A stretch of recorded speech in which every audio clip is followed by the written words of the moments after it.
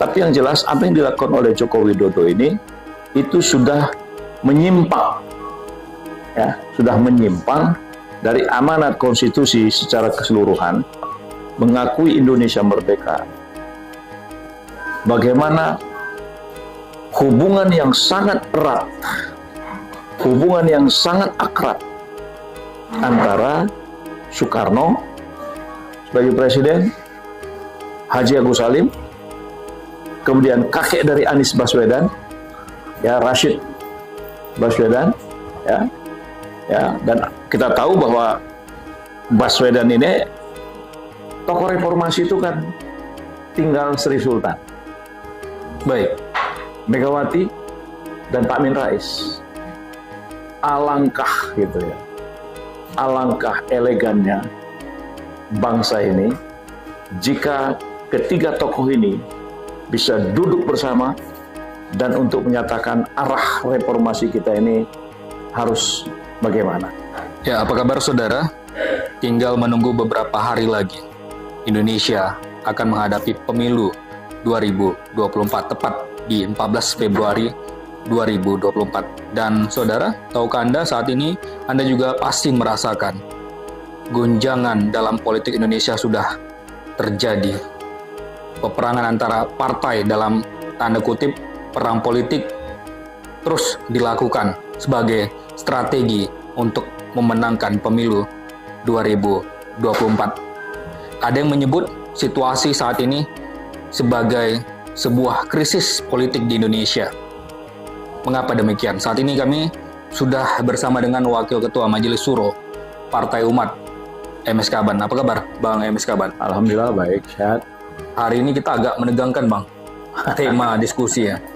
Apa itu temanya? Karena sudah kami sampaikan tadi, seperti ada krisis politik di Indonesia. Abang sepakat kalau kami menyebut krisis politik?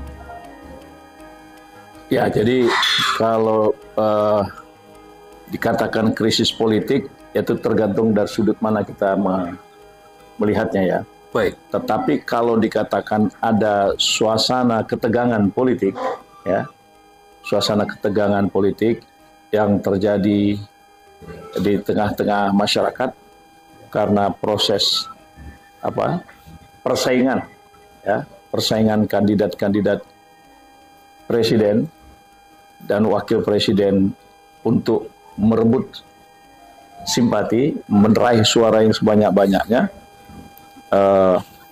Dan kemudian adanya kecenderungan, ada kecenderungan unfairness karena presiden menyatakan cawe-cawe, ya kan? Baik.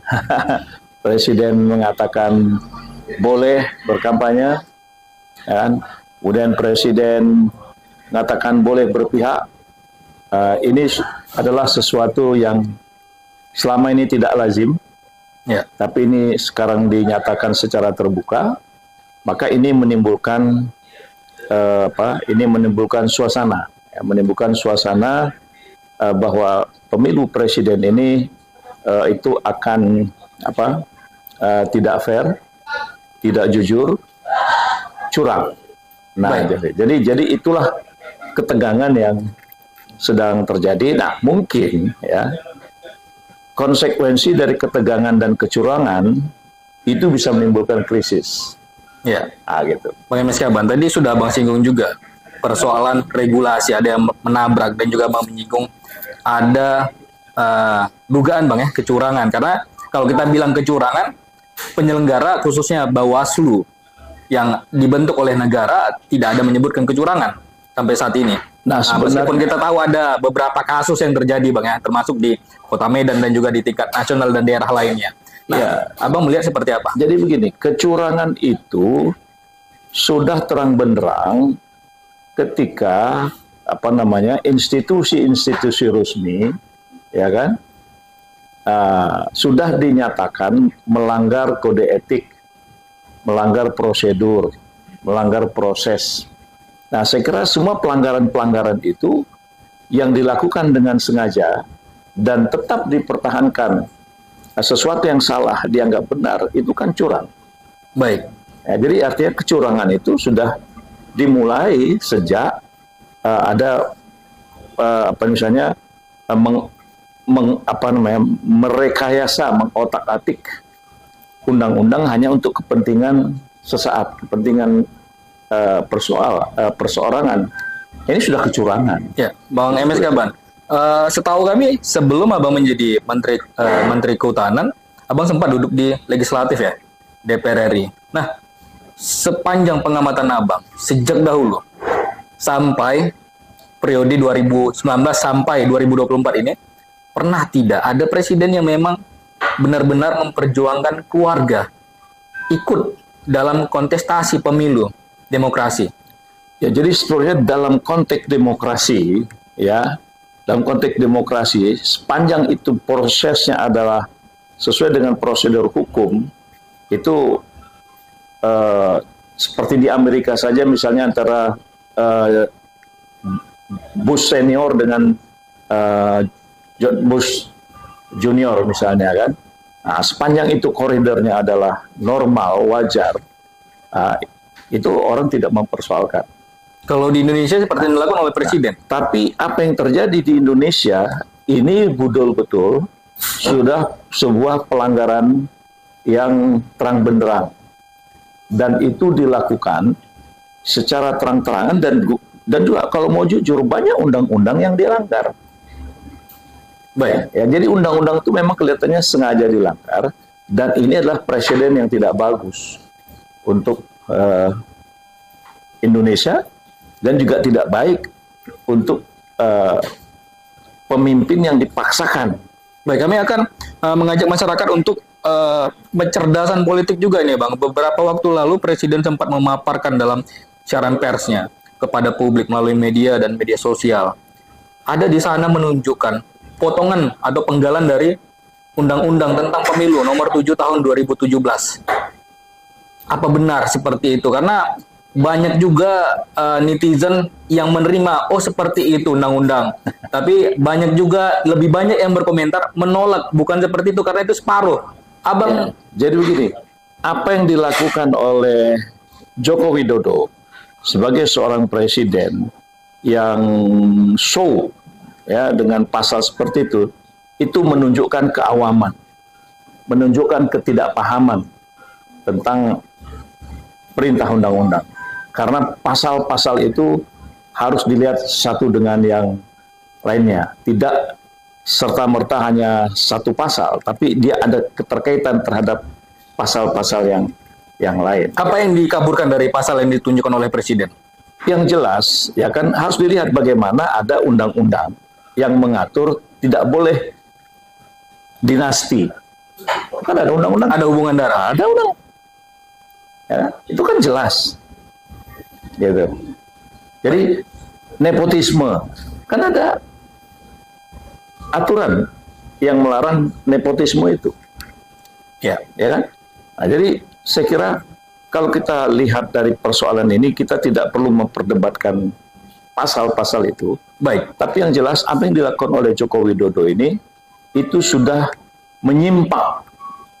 Ya, sudah menyimpang dari amanat konstitusi secara keseluruhan. Ya, dan itu betul-betul menunjukkan dia tidak paham sebagai kepala negara dan sebagai kepala pemerintahan. Baik, Bang MS Kaban, kita kembali ke 3 calon yang akan bertarung nantinya.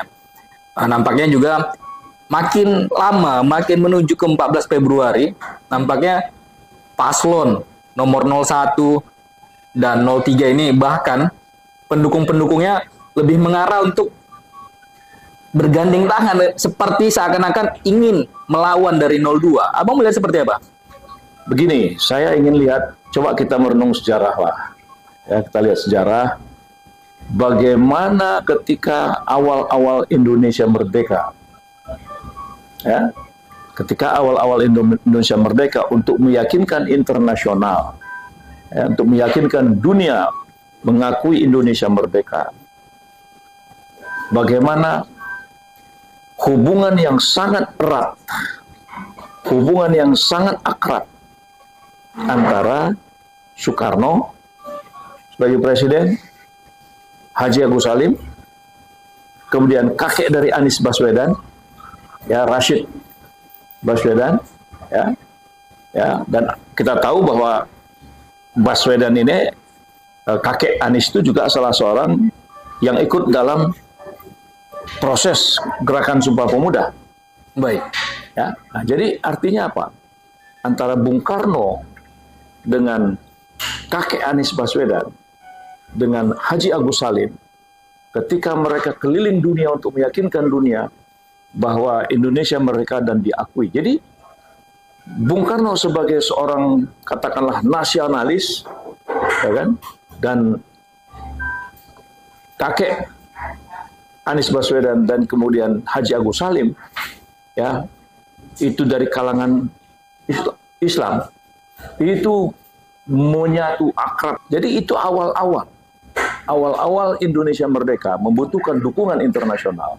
Mereka inilah bergerak. Mereka itu bergerak meyakinkan. Dua keluarga ini artinya pernah menyatu dalam sejarah. Jadi hubungan yang sangat akrab antara kakek Anies Baswedan ini dengan Bung Karno itu sedemikian rupa, sangat akrab.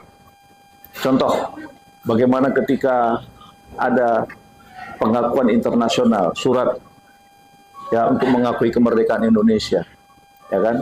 Bung Karno itu bertanya, mana suratnya? Ya kan? Nah, kemudian waktu itu karena situasi sangat sedemikian rupa untuk menjaga jangan sampai hilang surat itu disimpan di sepatu. Dan tunjukkan, ini. Itu kan akrab betul. Yang menyimpan di sepatu? Ya, kakeknya. Dan itu diberi kepada Bung Karno? Diberi, serahkan ke Bung Karno. Bahwasanya ini loh bukti bahwasanya pengakuan waktu itu negara Timur Tengah terhadap Indonesia. Jadi kalau misalnya Mbak Mega ya, mewakili keturunan Bung Karno, ya itu dia bersama-sama dengan Anies, ya sejarah memang begitu. Jadi sebenarnya nggak perlu ini jadi ini perlu ditumbuhkan semangat membangun kebersamaan, membangun keindonesiaan ini. Baik, Bang MS Kaban, siapa yang tahu hubungan antara keluarga Bung Karno dan juga keluarga Baswedan ini pernah untuk menggiring kemerdekaan Republik Indonesia itu? Sebenarnya ini kan sejarah panjang. Ya, artinya bagaimana mereka dulu waktu awal-awal bagaimana membangun, meyakinkan tanah air Indonesia, menyatakan bangsa Indonesia, bahasa Indonesia. Mereka sudah berinteraksi, ya, karena ada Jong Japa, Jong Sumatera, kemudian Jong Islam Bon, dan itu mereka aktivis-aktivis muda.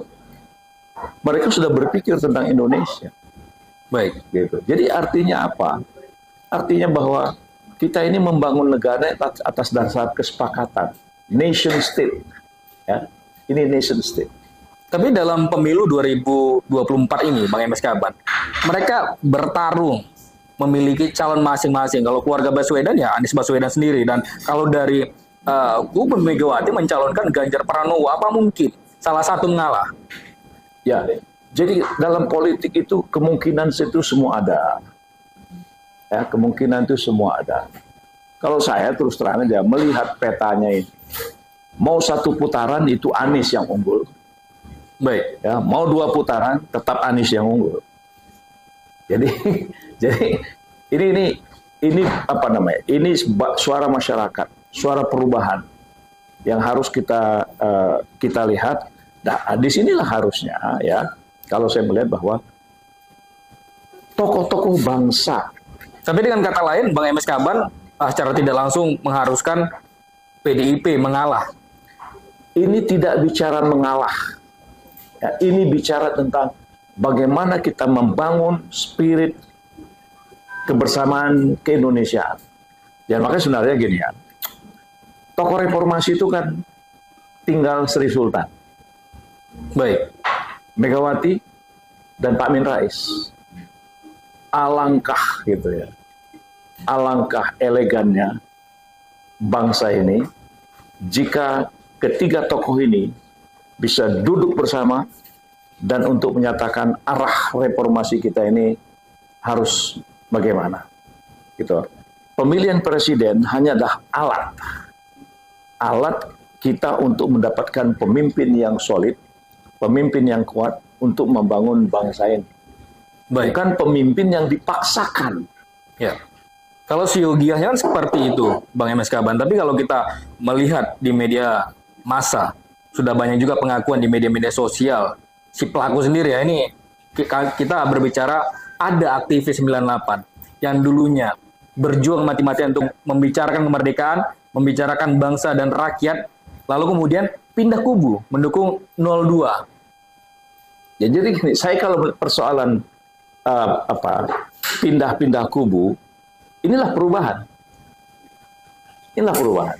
Jadi kalau misalnya kita lihat contoh di Amerika itu apabila apabila presiden yang berasal dari Partai Republik gagal, ya, maka seluruh pendukung-pendukung Partai Republik itu rame-rame memindahkan suaranya untuk memilih Partai Demokrat. Baik. Nah, itu perubahan sikap.